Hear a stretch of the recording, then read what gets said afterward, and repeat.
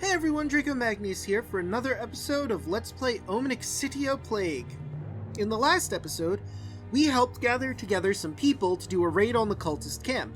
We succeeded in getting Fuego out of there, but not many other people because they were riddled with the disease that we are all too familiar with at this point. Fuego is the only one we were able to get out of there and heal up, but the cultists weren't happy about us stealing one of the people back, so we had to escape, and we unfortunately ran into them, which led to them killing the village, basically. And we managed to escape with Ayada, but now we're just sort of free roaming on the ocean and going through a fever dream, so let's go about that. A sound, starting low, begins to rise up. You catch movements out of the corner of your eyes, as something is crawling inside the walls of your bedroom. The movement seems to grow, and now the walls are pulsating slowly, as if something living is pushing on them from behind. You try to warn Helen to extricate yourself from her embrace so that you can escape this latest threat, but her arms keep a vice-like grip on you, like the jaws of a trap. She whispers in your ear, "Shh, my love. Don't be afraid. There was this being made of millions of parts which crawled inside me. And you just let it happen. Now, you must let this being crawl inside of you, too." The walls begin to crack, and the crack begins to spread and widen. Through the cracks emerge terrible black shapes like tendrils searching to suffocate the air itself. As they slowly grow out of the walls, they begin to look like roots or tentacles.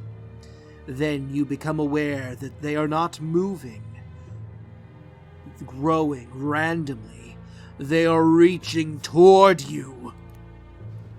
A sharp pain tears you from the nightmare. Perhaps you had some sort of seizure in your dream, because now your whole body is racked with painful cramps. You feel a tremendous heat, but it is not the sun. It is inside your body.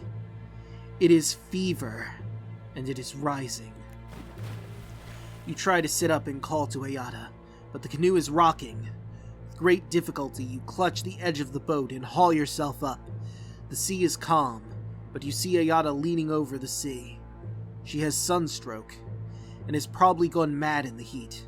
You try to shout, to stop her, but you are too late, and you watch her fall overboard. With all the effort you can possibly muster, you try to reach out to her, but you are physically incapable of moving. She floats, almost motionless, at the surface of the water. She doesn't even have the energy to pull her head out of the water. You make another desperate attempt to grab her foot, but you lose consciousness and fall back into the boat. The last image you see is of Ayada's body drifting away. And once again, we are alone. You come to and pass out again, several times.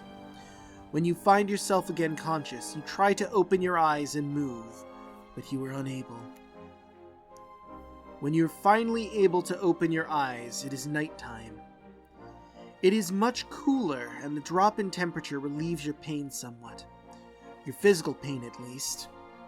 You think sorrowfully of Ayada, of Fuego, and all the villagers.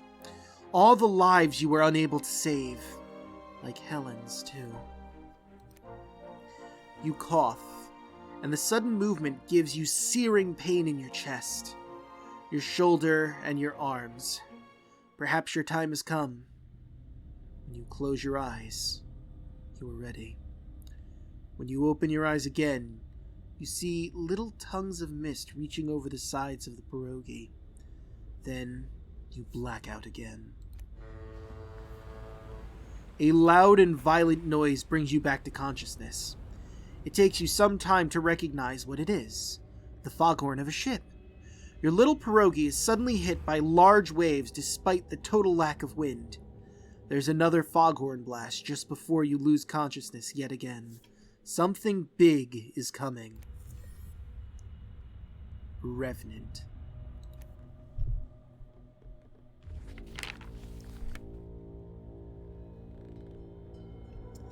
You are lying staring at a ceiling which seems to be pulsing and rocking slowly and steadily. Suddenly, you are convinced that it is about to break and come crashing down on you, so you flinch involuntarily. There is no way of knowing whether this latest hallucination is the result of your long day spent drifting, parched on the open seas, or some other mysterious cause. The bed in which you find yourself is soft and comfortable, but you cannot really enjoy it. In fact, you feel a certain amount of revulsion. It's too soft, too calm.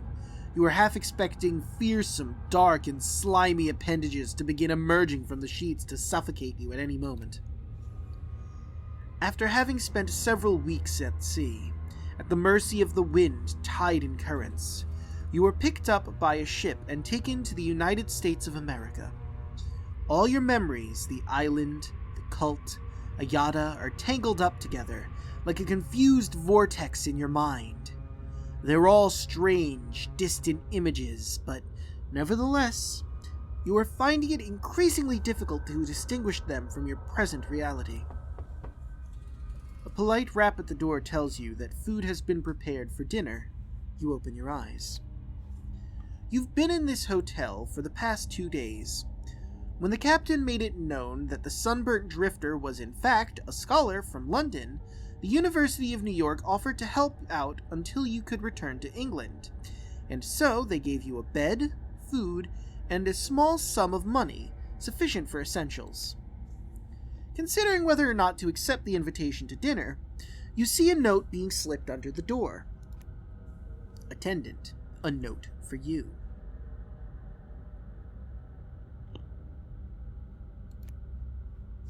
You jump out of bed and have only taken a step or two towards the door when a rush of blood to your head makes you see stars. The walls of the room are spinning to infinity. All around you see faces and eyes in the dark, fractal arrangements. They are everywhere. On the walls, on the floor, and even on your own skin. The head rush subsides. The walls of the room appear to have returned to normal levels of solidity. You rub your temples to take a few deep breaths. You rub your temples and take a few deep breaths, and finally go over to pick up the note. Still at the threshold of the door, you open the envelope and begin reading. Dear Dr. Huntington, my name is John Baptist Martin, biologist and surgeon. I heard about you from various and fragmentary reports here at the university. I am curious as everyone to hear about the story of your shipwreck and salvation, but perhaps even more so about the rumor that you are a doctor. I think I heard while questioning one of the men on the ship which brought you here to New York, the name of Martinus Wilhelm Bejernik. I called him B-Man. And I would like to invite you to my home laboratory so that we may discuss various matters which will, no doubt, be to our mutual interest. Yours sincerely, Jean-Baptiste Martin. Also in the envelope is a business card with an address. On the back, in beautiful calligraphy, is the time at which you are expected tomorrow. The invitation has astounded you. Over the past few days in New York, you have been feeling like a sort of performing monkey.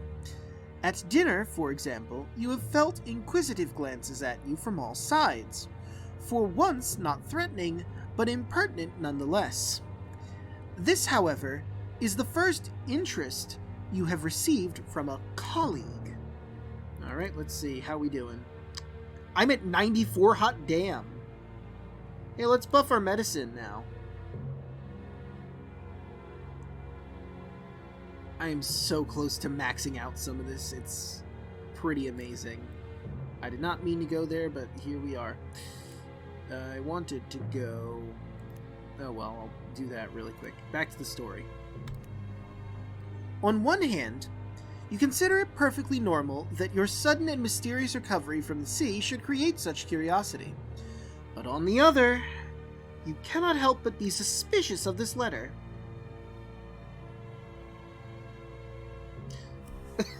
Arm yourself, that seems excessive. Now, on one hand, this could be a trap by the cult.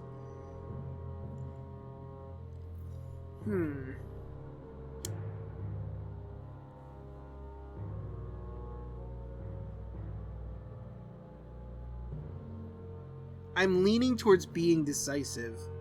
Arming myself seems a bit excessive. Uncertain, I could look for more information on him just to be certain, but I think I'm just gonna go.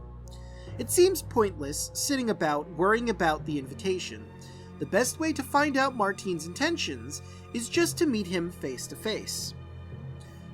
You ask the hotel receptionist to deliver your reply to Martine, then return to your room. You are aware that your university benefactors are expecting you to re-establish yourself. And it is not hard to suppose that this meeting with Martine could be the first of many. You know you should be considering your moves very carefully. After only a few hours, you hear back from Martine. A carriage will be sent to pick you up at the hotel at lunchtime tomorrow. Fantastic. A pleasant chat with colleagues. The sun set several hours ago. You're sitting silently at the desk in your hotel room. You glance over at the bed as if it were a ferocious animal, crouching, ready to attack. Sleeping and dreaming have not exactly been enjoyable recently. Nonetheless, you also know that you cannot very well go to tomorrow's meeting with Martine in this frayed state, and you should try at getting at least a few hours rest. Having resolved as much, you are going over to your bed when you hear a noise coming from the direction of the door. Then you detect an even fainter rustle. You creep cautiously toward the door, tiptoeing and keeping your eyes strained to pick up any further noises.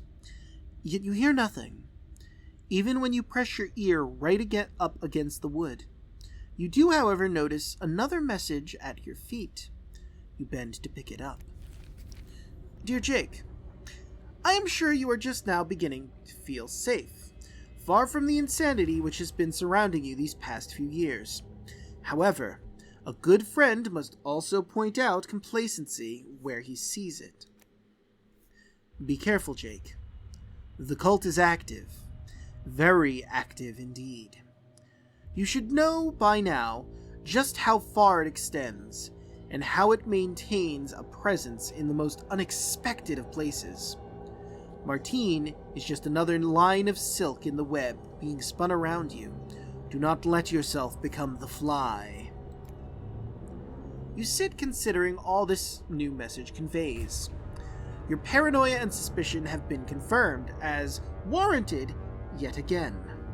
You were right to distrust Martine's invitation, yet I decided to go anyway. That is, if your mysterious informant can actually be trusted. What if it is in fact he who has nefarious intentions? So for any eventuality, you're unconvinced and decide to ignore the informant, cancel Mars' appointment, and arrange a meeting with Martin in a public place. Let's take the risk. You prepare yourself with care. You are not entirely convinced of the veracity of your informant's message, but you nonetheless consider it prudent not to lower your guard. Thus you will meet Jean-Baptiste Martine and try to discern whether his interest is limited to curiosity. At the first sign of trouble, you will leave his house immediately. It is a fairly short distance to Martine's house from the hotel. He welcomes you personally at the entrance with great cordiality. The dining room is already prepared for lunch. I'm very pleased that you've accepted my invitation, monsieur. Monsieur. I do not hide that my interest in your case goes far beyond simple academic curiosity, or the shipwreck which you survived. I was motivated to contact you, also, from the desire to spend an afternoon with a fellow European. He chuckles, invites you to sit, and then laughs immediately into his questions. Or launches. It seems that the ship, the Serenity, on which you were traveling was reported missing many weeks ago. How did you manage to survive at sea for so long? You must have some kind of access to medicine of some kind. You were adrift for less time than you suspects pirates. So, Martine, you weren't shipwrecked with the Serenity, but that you escaped from pirates. I wasn't really shipwrecked with the Serenity. We were attacked by pirates. I managed to escape from those men just a few days before I was picked up. I was only drifting for a few days, both feverish and dehydrated. I remember little. Parbleu! You must have suffered terribly, and I'm terrible host to inquire about such a painful episode. Don't worry, we shall drop the subject until we have taken lunch. D'accord? You are paying close attention to your interlocutor and answering his question simply. His curiosity and enthusiasm seem authentic, though perhaps a little excessive. Let him continue. As soon as you finish your dessert, we shall adjourn to my study to have, as you English say, a little drink. Ah! Well, now I'm curious what the fucking achievement was. Paranoid caution. You let your colleague convince you of his good intentions. Ah, I see. Hey, I'm cautious. I have to be cautious. Well, I've failed a decent amount of achievements now. Starting to build. Martine takes the lead and you follow him through the house, continuing your conversation. You are more and more suspicious of your host. Is it just your paranoia? Or has Or has a subtlety menace tone crept into his speech? You follow Martin to his study with some apprehension. Martine hands you a drink. Follow me, Dr. Huntington. I want to show you something. My main laboratory is at a university, but I have set up one here at home too, so that I need never interrupt my research. Upon entering the laboratory, Martine's attitude seems to transform. The professor knocks back his bourbon and moves in an entirely different way, much less rigidly. Even though the curtains are drawn and the light is dim, the moment you step into the laboratory, you sense the presence of someone there, lying in wait for you. You hear the door closing behind you, and someone pulls close the curtains, leaving only a small blade of light. 3 figures emerge from the shadows and advance toward you. Son of a bitch! Mon Dieu! Who are you? Oh. Well, I thought he was... You know what? Not important. Let's buff the speechcraft. Oh, we're so close. So close to maxing speechcraft. You were prepared for this, and so you are already defending yourself and ready to react. The first of the 3 men is upon you, but his punches are slow and you dodge them easily. Martine lets out an effeminate shriek and runs terrified into the farthest corner of the laboratory.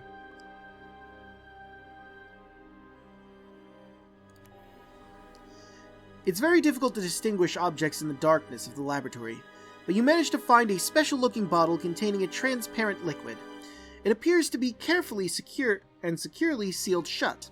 It must be acid of some kind. Time to burn some motherfuckers. You snatch the bottle and throw it at one of your attackers. The sound of breaking glass is straight away followed by screams and a faint sizzling. His screams and manic convulsive gestures distract the other 2 opponents, giving you the time to strike and knock them out. The only sound in the laboratory now is coming from Martine. You find him crouched in a corner, under a counter, with his arms over his head, murmuring a prayer in French. Your heart is racing, and you realize that more men could arrive at any moment. You must quickly find a way out of this static yet perilous situation. Destroy the lab, escape. Find the door and try to leave. I mean, destroying the lab seems unnecessary. You get to the door and pull the handle, but as you expected, is locked. Come break the door down with a shoulder barge, destroy the laboratory. Barge. Mustering all your remaining strength and sense of urgency, you hurl yourself against the door. Its hinges buckle with the force, but it does not yield. The men are still stunned on the ground, and so you make a second, equally fruitless attempt at the door. Fine, I'll destroy the lab then. You are acutely aware that more men could arrive at any moment, or the men you have already dealt with will recover enough to launch a new attack. Martine's servants are also at home, and you would have no way of knowing whether they too are involved. Martine is crouched in a corner. He does not even appear to know what's going on. You start overturning the tables. A fire would be useful in drawing the attention of the authorities, specifically the New York Fire Brigade, which would hinder your opponents considerably. In the dim light, you start rummaging through flasks, speakers, and other containers, using your nose to try to identify their contents. Frisking the shelves with your fingers, you come across a piece of paper with something scrawled on it. You obviously cannot read it in the darkness, so you pocket it and resume your search. Martine's clue. Finally, you recognize sulfuric acid. You spill it over the table and light it with matches that you found next to the Bunsen burner. The flames leap up voraciously. You find a window and get ready to smash it to escape. You go over to where Martine is hiding and grab his arm, ready to pull him away. No! No! Don't hurt me! Finally, Martine raises his face and sees that it's you, pointing at the fire. You shout at him and to follow you, but then drag him behind you anyway. Martine is terrified and extremely awkward in his movements. You seize him and force him through the window as the flames and the heat behind you grow to a crescendo. Ah, really? Another one? Damn, I am failing achievements left and fucking right. Ray's resisted the temptation to set one or more fires in the last few months. Ah, fuck you. I'll set fires if I want, and there was no way around it. You take a few rapid steps away from the house, pulling Martine along behind you. He is in a bad state, and you have to stop to help him. Turning back to the laboratory, you see the flames starting to rise out the windows. Martine is staring at them as if in a trance. In the distance, you can hear the sirens of the New York Fire Brigade. You jettison the professor. You have to get away from here. You leave behind the English-style lawn surrounding Martine's house, and start running along the road. Eventually, you let go of Martine's arm so that you can go a little further ahead to assess the situation. Behind you hear Martine stopping yet again to catch his breath. Martine is a mess. He's certainly no athlete. Suddenly you hear a noise coming from far east of the street. There's no way to know whether it's the fire department or more cultists, so you flatten yourself against the wall to avoid being seen. Martine, watching you, does likewise. The noise dies down and no one enters the street. You let out a sigh of relief and you're preparing to continue your escape when you hear a sound behind you that you recognize immediately. The click of a revolver being cocked. You turn slowly around. Martine is holding a revolver aimed at your face. Suddenly his labored breathing vanished along with his French accent. Son of a bitch! Dr. Huntington, please follow me immediately, and no one will come to harm.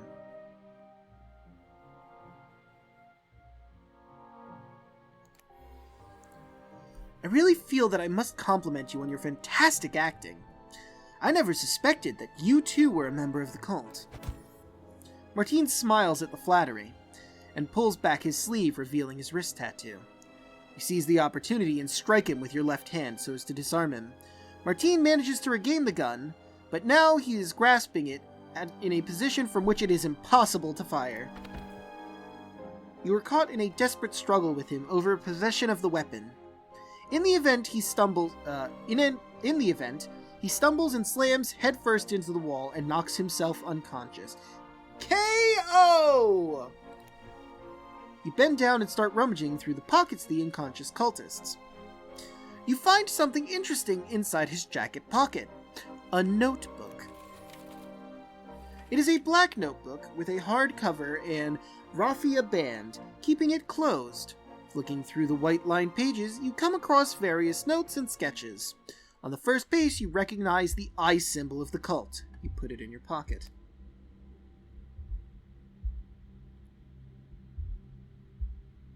I need a little more experience and then I can start doing medicine observation and agility. Or, I could just pump a point into fighting right now. Yeah, sure, I'm gonna pump a point into fighting just cause. It's gonna eat up some of my experience, but at the same time I feel like it's worth it to pop another point into fighting in the event I have to do fighting. Not what I wanted story. Once again, you find yourself in great danger.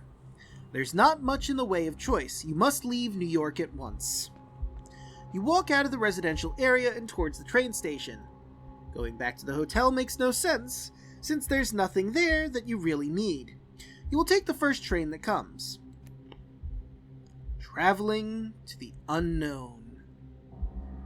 But with that, I think we're going to end this episode here. In the next one, we're gonna, I guess, try and find somewhere to go. See you guys then.